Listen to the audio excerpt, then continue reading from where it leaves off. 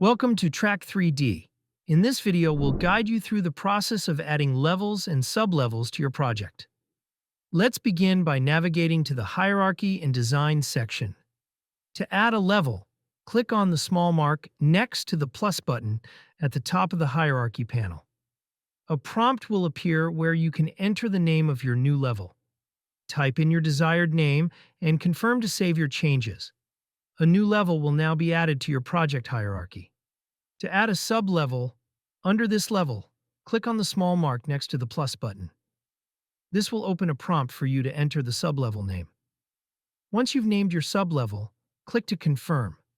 The sublevel will now appear nested under the appropriate level in your hierarchy. Thanks for watching. If you have any questions or need further assistance, please reach out to us at support@track3d.ai. Thank you for using Track 3D.